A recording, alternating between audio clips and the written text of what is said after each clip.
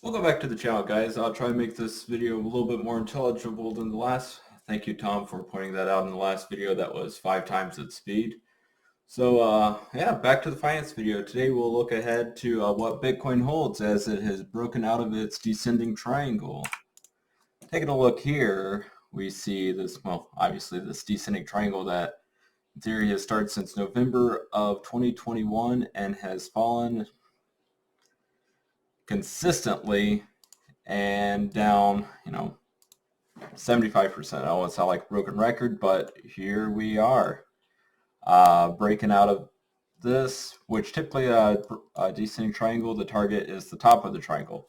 I don't know if we'll make it back up here to 70,000, but we'll go to a 3-day chart here, and you can see where we have finally flipped bullish on the 3-day super trend. So last time this had happened, it was August of 21, where we made a run up, a 50% run up to 70,000, and before that was June of 2020, which slow start after the halving, but we had a 560% run. And then you had your little pre-COVID run, but Black Swan event that happens, and then here's where I'm kind of looking at it more, where we have this 200% run in 2019, so pre-halving, and then we had all this China FUD here when the markets crashed. Been there, done that, was there. But yeah, 210%. Maybe if we don't get that, maybe if we get a nice 75% return, it'd bring us up to about 400, 300, 3,500, $35,000, which would be a nice return after dismal 15,000.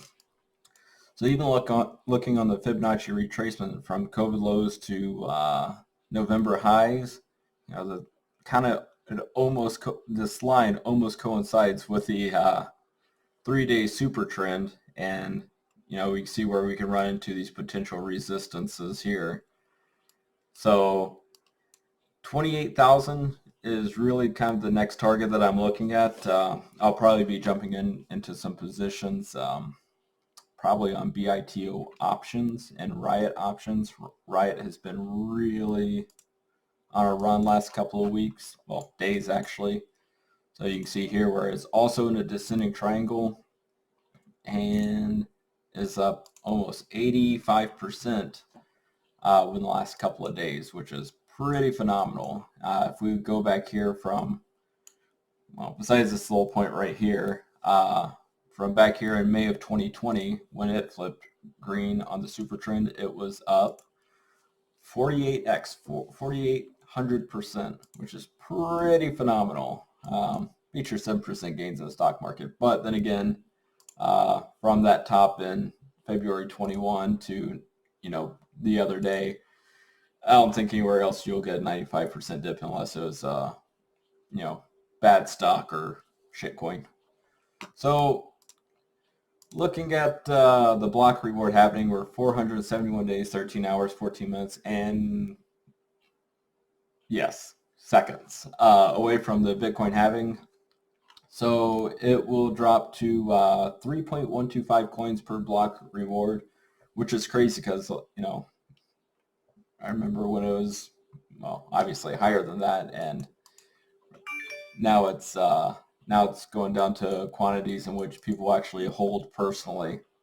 So with that, I'll probably next time we start going on a massive run, I'll probably hold this chart a little bit closer to heart, which is the pi cycle here, which called the top here in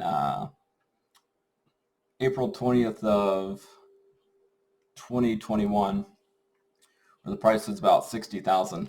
That would have been a great selling point when this crossed over. I remember people were talking about it. Granted, we dropped, went back up, and we're expecting almost another cross.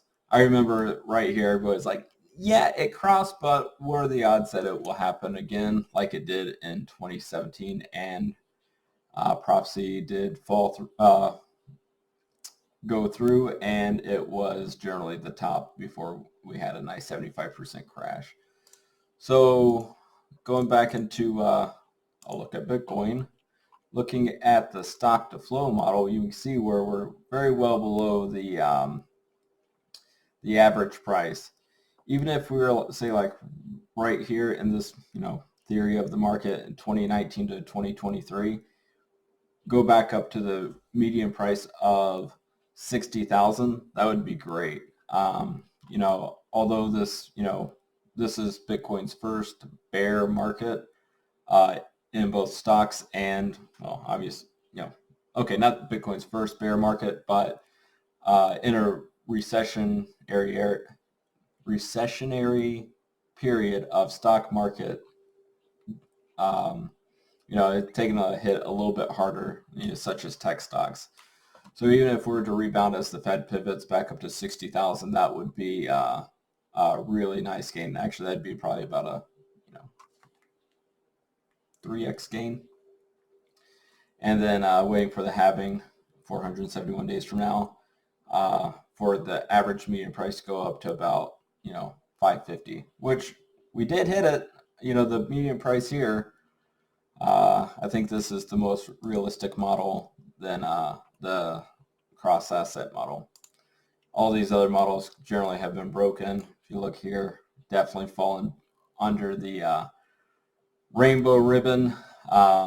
This is like full-blown fire sale. This is fire sale in blue. I don't know what this is, but this is all the FTX issues, and we're back into the fire sale region. See, I don't even know how to reset this.